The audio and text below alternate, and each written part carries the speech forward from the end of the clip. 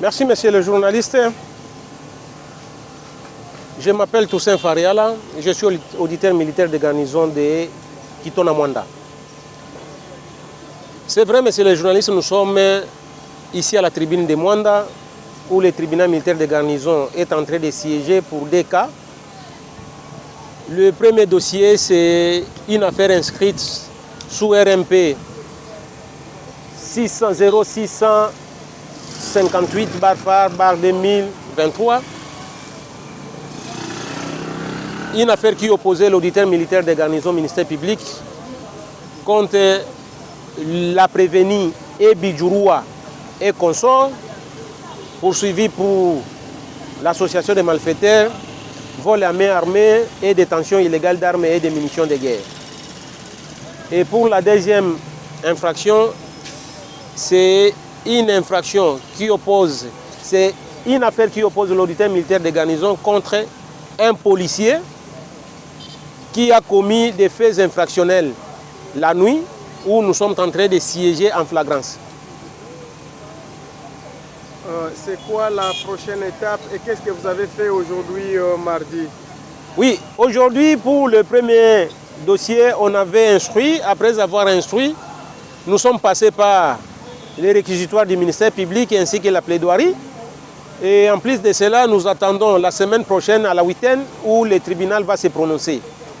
Donc, à ce qui concerne cette affaire de l'association des malfaiteurs vol à main armée et détention illégale, c'était en date du 21 mai 2023, aux environs des 0 heures, où la victime, le nommé Junior, qui est cambiste de son état, avait reçu contre son gré une bande de criminels, plus ou moins 50, qui sont entrés chez lui et ils ont pris tous ses biens. Donc ils ont volé.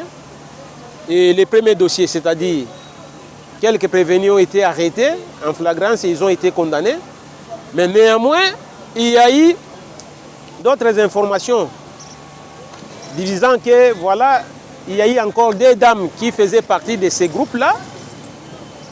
On les avait vus quelque part. C'est de cette façon que la police les avait arrêtés et les transférés auprès de chez nous. Et nous avons fixé les dossiers au tribunal. Et aujourd'hui, nous avons requis. Maintenant, à ce qui concerne notre réquisitoire, pendant l'instruction, la victime avait déchargé toutes les deux filles. Et quant à nous, le ministère public, puisque la victime avait déjà déchargé toutes les personnes accusées, nous aussi, nous les avons déchargées. C'est de cette façon que nous avons proposé au tribunal de les acquitter. À ce qui concerne le deuxième dossier, puisque c'est un dossier en flagrance, les faits sont établis, le policier est allé, il avait d'abord abandonné son poste de service, il est allé faire les extorsions. C'est de cette façon que nous avons proposé au tribunal, dans notre réquisitoire, de les condamner conformément à la loi et à la maximum. Qu'est-ce que vous visez ici à Mwanda? Ici à Mwanda, ce que nous sommes en train de viser, c'est rendre la cité de Mwanda zéro crime. Mwanda, capitale de la paix. Vous allez comprendre avec nous, depuis le mois de mai, pas le mois de mai, depuis l'année passée, c'est-à-dire au mois d'octobre jusqu'au mois de mai, il y a eu toujours des cas d'assassinat, de vols à main armée à Mwanda.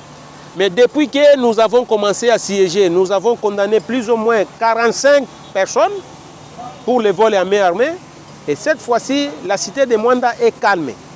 Et c'est pourquoi nous aimerions à ce que tout le monde, tout habitant de Mwanda, passe nuit paisiblement.